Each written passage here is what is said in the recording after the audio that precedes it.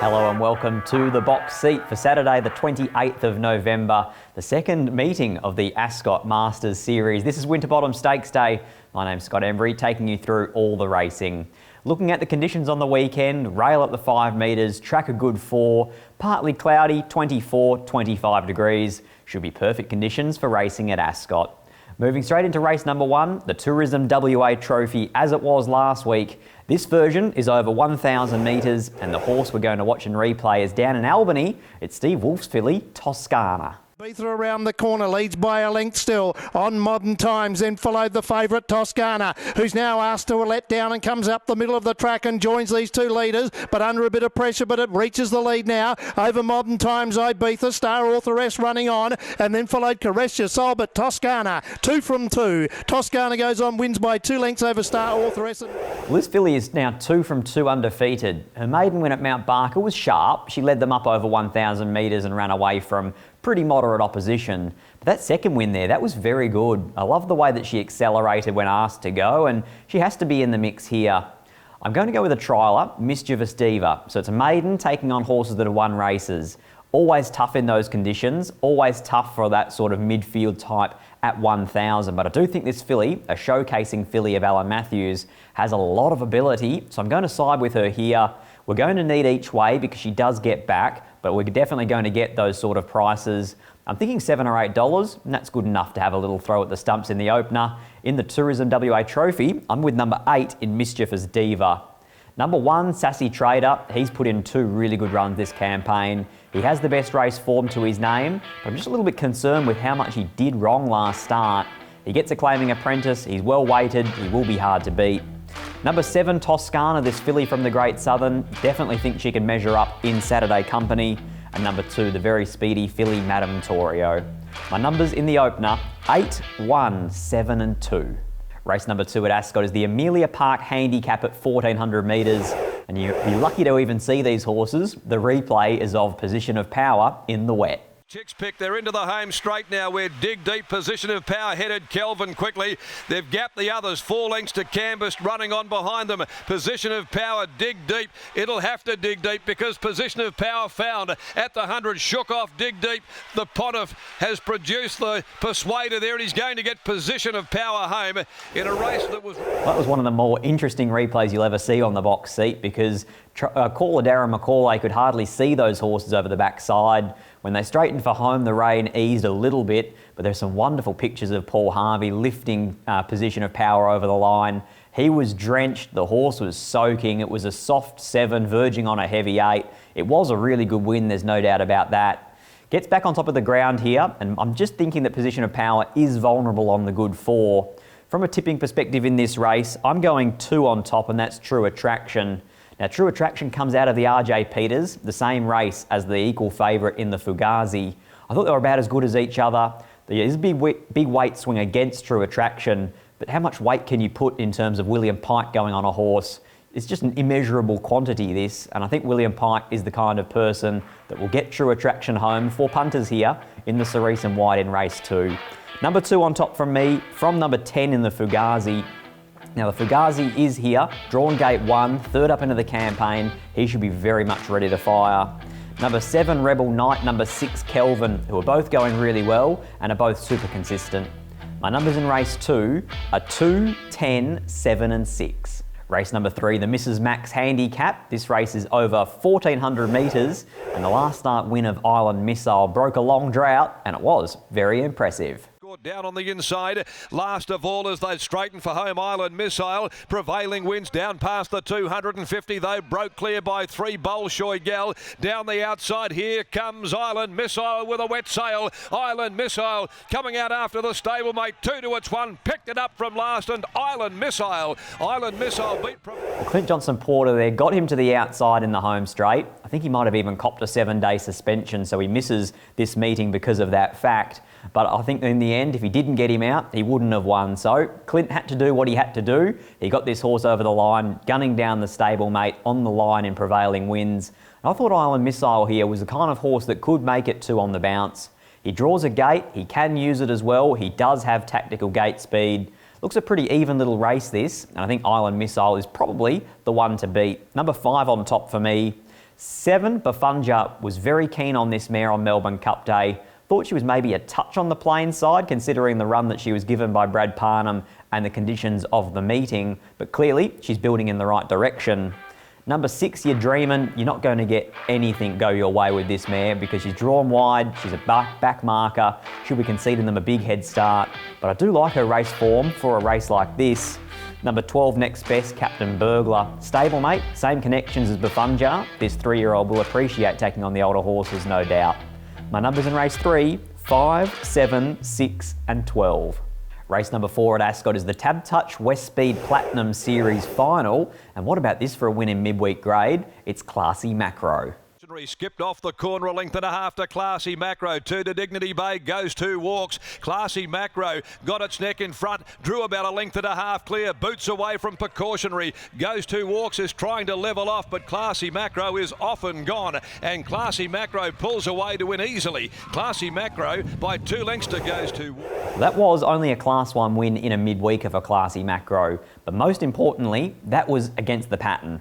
All the races were being run and won right down the middle of the track. 3 wide, 4 wide, 5 horses off the fence. But Classy Macro sat leaders back, hit the front at the top of the straight, was there left to be run down, but he was very strong through the line, so he has to be some sort of chance here. And you should have heard the opinion that Steve Rowe has of his horse. He thinks he's definitely going to make the grade. I am, however, going to tip against him here. I've got him in for 3rd or 4th. I think this is a nice even race. It should be each way in this entire field. I think I might have got one here at around that $10 mark, and it's number 10 in MORGS FREEMAN. This horse hasn't drawn a gate all campaign. Brad Parnham sticks with him. He was bolting into the home corner last start in a race that was dominated from on pace.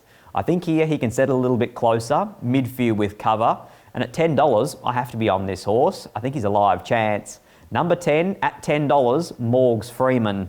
Number 9, Next Best, and that's Mood Goddess, who comes from the same race, and she was super in the finish. Number 7, Wild Fusion, who won that race that we're talking about, the MORGS FREEMAN race, and also the Mood Goddess race. That was a really good effort. First up at the 1400, Liam O'Loughlin clearly knows him particularly well. And then 5, Classy Macro. That replay, that win was too good not to be included in the first 4. Wide open race, but actually relatively keen each way on number 10 from 9, 7 and 5. Race number 5 at Ascot is the Crown Towers handicap at 1200 metres. And this is one of the better trials you'll see recently. It's the grey Platinum Bullet. Comes to the outside, then DeVito in between horses. Black Lightning beaten for speed, Duck Feet back last, but still Salubrious going strongly. Platinum Bullet's now making pursuit, and he's moving up very strongly indeed. He's got the leader covered and dashes to the front. It's Platinum Bullet racing clear from Salubrious, then back in 3rd, No Apology, but she jogs home to score. Platinum Bullet by a 1. Well, when Chris Parnham pulled the trigger there at Lark Hill, I'm not sure whether it caught him by surprise, or I'm not sure whether it was the intention to win the trial by quite that far. But boy, oh boy, she was impressive. The gate here, what does she do? She can race on speed, she can race off speed. I think first up, they'll probably go back with her and probably be determined what they do with where RESORTMAN ends up in the run. With so many questions from a map perspective, I'm making the best bet on the card a horse who I know is in form, a horse I know is going to get the right run, and that's Comes a Time for Justin and Lucy Warwick. Big win, first up when making his debut for the Warwick Yard. Since then, he's been highly competitive in a pair of 66 plus races just like this. He maps well perfect here. Lucy can take him to sit outside the lead. She can take cover, sit 1-1 if that's the way that she wants to ride this horse. I know I'm going to get the right run, and I know I'm going to get each way as well. So it's number 10 for me, and the best on the program. Number 11, should I say, Comes a Time. Number 6, RESORTMAN. What do they do from that wide gate? It's an absolute nightmare. Number 7, Platinum Bullet. Rinse and repeat. What do they do from the gate? It's a nightmare. And then we go to number 4 in Pooley. Darren Taylor brings this horse back to the races, throws the blinkers on, and he has a lot of X factor. My numbers in race number 5, 11, 6, 7 and 4. Race number 6 at Ascot, the Key Clean handicap at 1200 metres. We only have to go back 7 days to watch the win in race number 1 last week of Caracapo. Work on Long Beach, the favourite, coming to the outside though. Megazone cutting the corner, going up right along the rail. At the 250 though, Caracapo beat off Boomtastic. Don't Fuss battling. Long Beach taking a day to get there. Caracapo kicks, Megazone comes off the fence, but Caracapo's going strongly, and Caracapo leads all the way. Gets the money from Well, isn't Lactar Rumley making a name for himself over here in the West? This is another really good opportunity for him to notch yet another Saturday Metro win. And the way that he got Caracapo out of the gates last week was very, very important. This is a horse that from time to time can miss the kick. So the fact that Lactar got him into the machine, got him out of the machine and kept him settled, there's a lot of big ticks there here. He's going to have to jump quickly because Zeeble is ultra quick. But I'm thinking out to 1200 and with the blinkers off that Zeeble probably isn't going to go as hard and as mad as he normally does at 1,000 metres. So I'm sticking here with Caracapo 7 days later. Scratch from the Winterbottom, a much more suitable race this. Number 1 on top. Number 4, Riverdance. Backs up off 7 days. Jared Noski trains and puts himself back into the saddle here. I'm convinced this horse is going a lot better than it reads on paper. Number 5, Dig Deep. Really good effort in the wet last start. 1400 back to 12. He's back in form, Dig Deep. Number 3, Multiverse, gets him well weighted in a rare ratings race. He's mainly been enlisted and group quality for the last few months. My numbers in race number 6, 1, 4, 5 and 3. Race number 7 at Ascot, one of the minor features if you will. It's the Tab Touch Regional Championship Final, the road to Ascot. All these horses have had heats, be it in Geraldton or Albany or Kalgoorlie. They all now converge in the metro area. They race for $100,000. It's a wonderful initiative, and I think this is a really good quality race. Last of all, late wheel around the corner now on the beach, kick back on the inside, just in front from Concrete. Madame Pure Magnus is coming strongly. Absolute's out wider, and Manhattan Money's boxing away. Pure Magnus on the outside strikes the lead from Manhattan Money, who's fighting on hard. Pure Magnus and Manhattan Money. Pure Magnus, Manhattan Money. They hit it a bobber. Go the inside. I'm going to tip for a Maddie here. $26 fixed odds when we're recording this on Thursday morning. I'm going to go with the Beach here. Dave Smith has really weaved his magic on this horse. Neville Parnham couldn't get her to go. She went to a new stable, Brett Matthews. He couldn't get her to go. But the way that Dave Smith handles these tried horses, it's phenomenal the results he gets. He had Excaro, won about 10 races. He had Spiritual Warrior before Justin Warwick. And now he's got hold of the Beach here, who's doing really good things in his care. $26, drawn gate 1, leads as well. I think we'll get a big run for our money here. So I'm tipping an upset in the Regional Championships final with number 15 in the Beach. Number 9, Absolute, also from the Kalgoorlie race, as is number 1, Manhattan Money, as is Pure Magnus. I think that's the form reference race. I'm going to put all of my eggs in the one single basket. If the winner doesn't come from the Kalgoorlie heat, then I'm going to be disappointed. My numbers in race number 7, 15, 9, 1 and 3. Race number 8 at Ascot is the People Start Tattersalls Cup over 2,100 metres, a listed race for the stayers. And we're going to watch the Ascot Gold Cup replay. It's 2nd, Utgard Loki, and 3rd, Royal Command. Close the Sun, he's head, he bounded away from them. Too close the Sun, shot about 3 in front. Utgard Loki had run to 2nd from Harry Thomas, followed further back by Royal Command, but Too Close the Sun is a day in front. They approach the 100, Too Close the Sun, about 3 clear of Utgard Loki, and he's relishing the conditions. Too Close the Sun, Too Close the Sun by 4. 2nd, Utgard Loki. Well, that was Utgard Loki running 2nd, Royal Command running 3rd. I think with William Pike going aboard and the pace in this race and the draw as well, that everything points to Royal Command turning the tables, and he probably is one of the best bets on the program as well. He's never won past 1,800 metres, so obviously it's a concern at 2,100. But he's now a 7-year-old, he's in the care of Adam Durant, who is the staying training king here, alongside a person like Justin Warwick, of course. But I think here Royal Command is poised to win this. Gets a soft gate, does no work in the run, and William Pike simply outrides most of his opponents at the staying trips. So I think the Cerise and White can score in race number 8. It's 10 on top for me, and that's Royal Command. Number 1, Spiritual Warrior. He's actually pretty well weighted in this as a handicap. He gets in with 61 kilos, and he probably should be carrying more than that. Number 12, next best, Utgard Loki, who's finally showing some of the form that saw him win a Eurythmic Stakes when last in work. And number 2, Tell 'Em We're Coming, a query at the trip, but Grant Allan Williams, Paul Harvey don't get many better combinations than that. My numbers in race number 8, 10, 1, 12 and 2. Race number 9 at Ascot is the big one. It's the Group 1 Crown Perth Winterbottom Stakes, a $1 million race over 6 furlongs. The attention's all going to be on the Godolphin horse in Trekking, so we'll have a look and see how he went at the trials on Monday. Nice trip, and Trekking sits comfortably in 4th, and then 2.5 lengths still further back to Shantrea. Well into the straight, and in front it's still Excellent Dream. Getting ever closer on the outside, Hoboken. Trekking not doing too much work in 3rd, but is finishing strongly now. Then Speeding Comet under very little pressure. Trekking moves up on the outside of Excellent Dream. Trekking goes home strongly, and Trekking goes on to win from Excellent Dream. Well, William Pike got a feel for Trekking then at the trials. He sent him around in first gear. He won effortlessly in the end. He travels so boldly. He's got a powerful turn of foot. He's had 3 runs in so far this campaign. They're all at Group 1 level. He's run really good races in the Everest, in the Moir, in the Manicato. They're superior form reference races, you would think, on paper to the Winterbottom Stakes. He comes into this just over a month between runs. He's going to need some luck drawing a wide gate, but he is so classy. I think he probably does win this year's Winterbottom Stakes. Number 1, the Invader, Trekking for me. On top from number 6, In Vital Silver, who ran second to Haydock last year in the Group 1. I thought his effort last start in the Northerly was actually really good, and I know there are people that were questioning whether or not he had come back this campaign. I thought it was excellent because they went so hard and fast out in front, and he was wide for the last 1,000 metres of that race.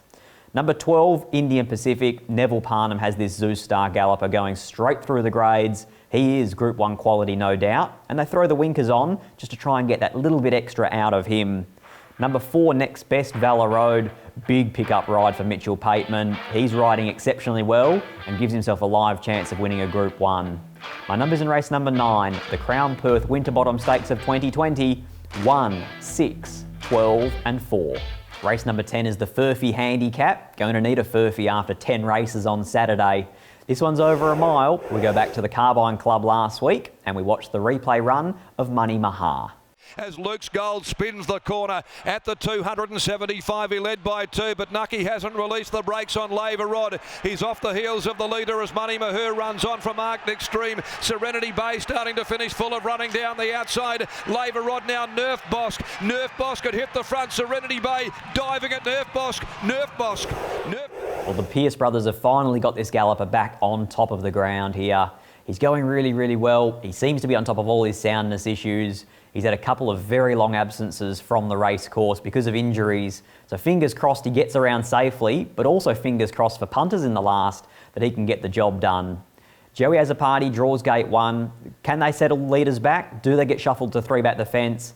Probably doesn't matter for a horse like Money Mahar. I think he's going well. He maps to get a soft run. He's got a big turn of foot when he does see daylight. He was tucked away doing no work. Each way for me in the last. Money Mahar off the 7 days. From number 12, Next Best, and that's Canvassed. Now this filly did run placings behind KC over the winter at Belmont Park and then ran into Shantrea. Some pretty good form lines for a race like this. Number 1, Harry Thomas. I actually thought he was excellent at 1800 last start in the Ascot Gold Cup. And number 4, Friaresque, who didn't get warm, back to a mile suits. Bit of a gear change as well for the old boy. My numbers in race number 10, 2, 12, 1 and 4. Rolling straight into best bets, I'm going race 2, number 2, in the Cerise and White True Attraction. And then my best, race 5, number 11, and that's Comes a Time for Justin and Lucy Warwick. Tickets still available for Winterbottom Stakes Day, perthracing.com.au. Make sure you follow all the social media content because there is a stack of it.